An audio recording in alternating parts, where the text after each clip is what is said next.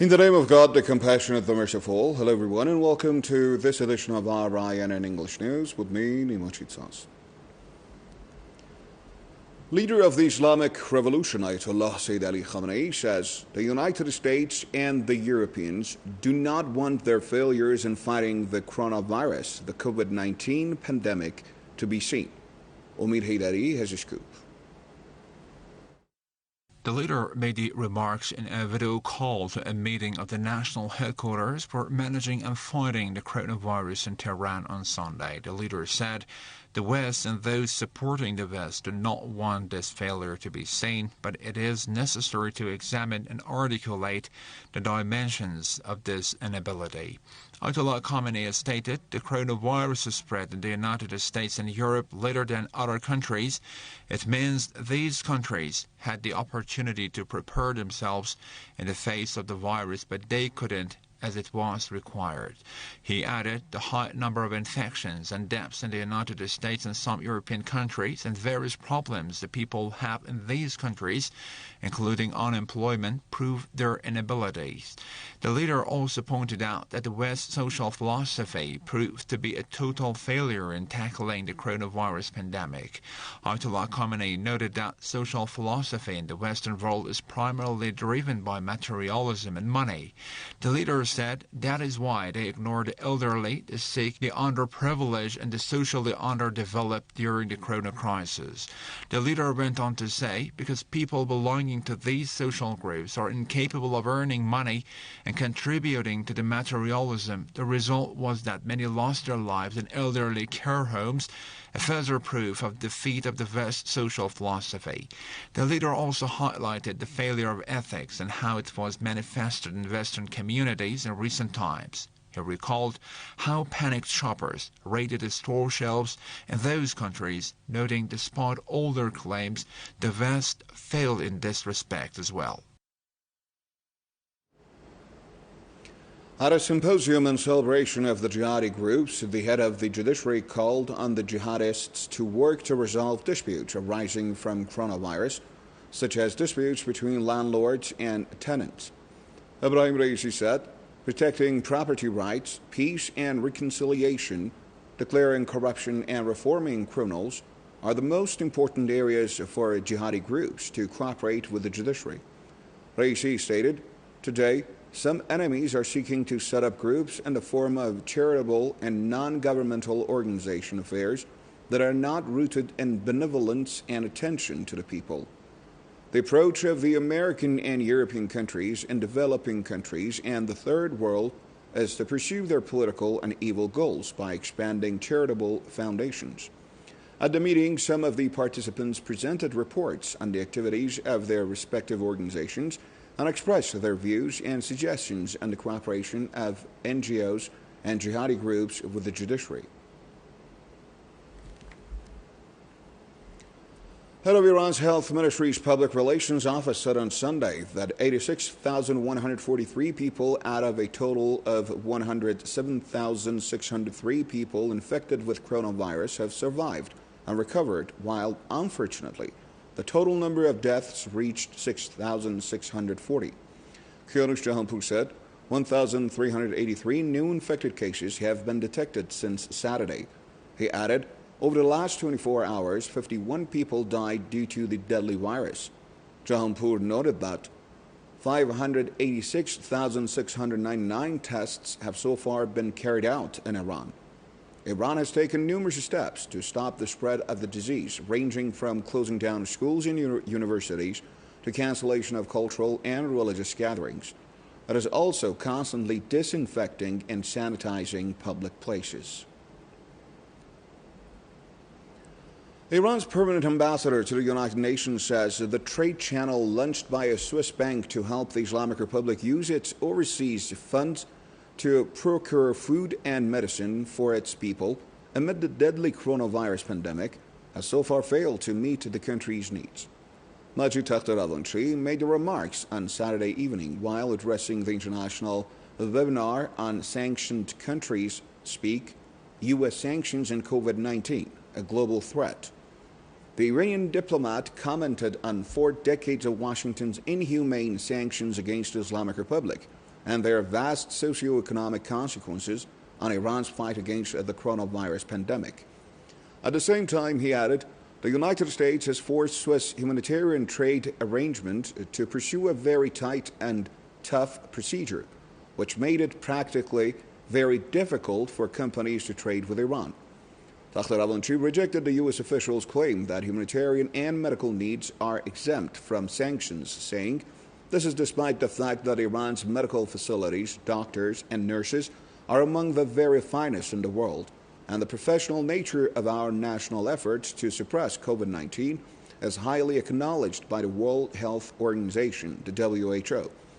He noted that Washington's additional new sanctions imposed in the midst of the disease outbreak conveyed the only message that companies must avoid doing any business with Iran, even if their work is humanitarian in nature. The Iranian diplomat said, the U.S. sanctions, including its relevant penalties, have created a compliance minefield for the legal trade with Iran as medical suppliers and relief organizations simply steer clear of doing business in Iran in the fear of accidentally getting caught up in the U.S. sanctions web. Dr. Avlanchi then pointed to the valuable emergency aid dispatched to Iran by some countries, the WHO, and certain humanitarian organizations since the start of the COVID-19 outbreak, and emphasized that such emergency aid is not the panacea for a vast country like Iran. Managing Director of Ports and Maritime Organization, PMO of Iran, announced on Sunday that 589,000 tons of fundamental goods are being unloaded from 25 ships at different Iranian ports.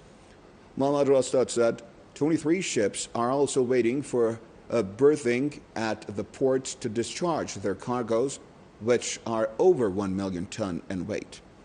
The official also mentioned the coronavirus pandemic, which has caused a decrease in global trade exchange, adding, despite the coronavirus pandemic across the world, activities in Iranian borders have not stopped as the country follows social distancing rules. Meantime, Oman has sent a cargo of medical equipment and supplies to Iran as the country continues to battle against the COVID-19 outbreak.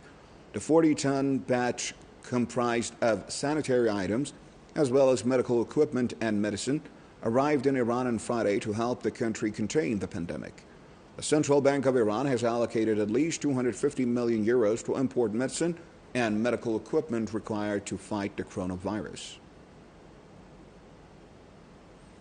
The coronavirus, COVID-19, is affecting 212 countries and territories around the world with 4,152,878 active cases and 282,733 deaths.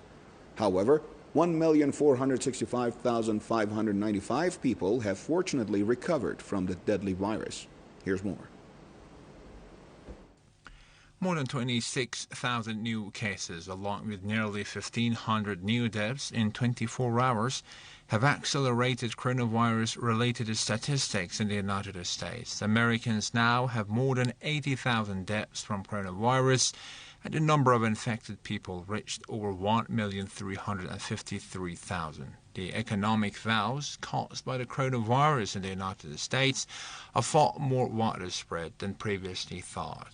The most important example is the registration of more than 33 million new unemployed in the country, of which more than 20,500,000 cases were registered in April alone, which is the worst monthly unemployment rate during the world history. Meantime, the number of people with coronavirus across Europe is breaking a record, and now this rate exceeds 1,620,000 people. In other words, nearly 40% of all people infected to the virus in the world are now in Europe. Of all the deaths from coronavirus in the world, more than 54% are European. German Foreign Minister Heiko Maas says Europe must admit that it was not ready to fight the coronavirus. Germany has nearly 172,000 active cases with 7,549 deaths. And in Spain, which has one of the highest death toll in the Europe, Prime Minister Sanchez said, "We have gone through a difficult phase with the coronavirus, but we must not neglect its existence." Spain has 264,663 corona cases and 26,621 deaths. Britain, with nearly 32,000 deaths, has the highest number of COVID-19 deaths, while over 219,000 have been infected with the virus. In Italy, where more than 30,500 people have died and more than 219,000 have contracted to the virus, officials are worried that reduction of social restrictions will increase more unnecessary gatherings across the country. France has 176,658 active corona cases and 26,380 deaths. There are also increasing statistics in Turkey. The Turkish Ministry of Health announced 50 deaths and 1,546 new infections.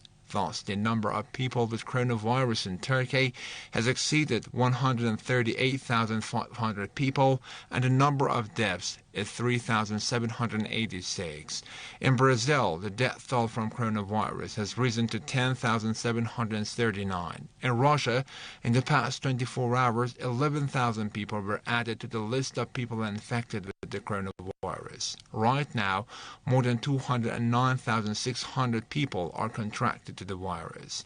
The death toll in Russia is about 1,915 cases. In India, which now has more than 67,000 patients and 2,212 deaths from coronavirus, health officials say the situation will worsen in the coming days and weeks.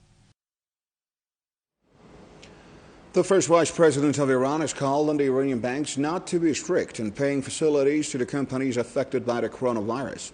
Speaking in a seminar called Banking System and Surge in Production, Ishaq Jahangiri said, "The most important way to meet the government's budget needs is to issue financial bonds."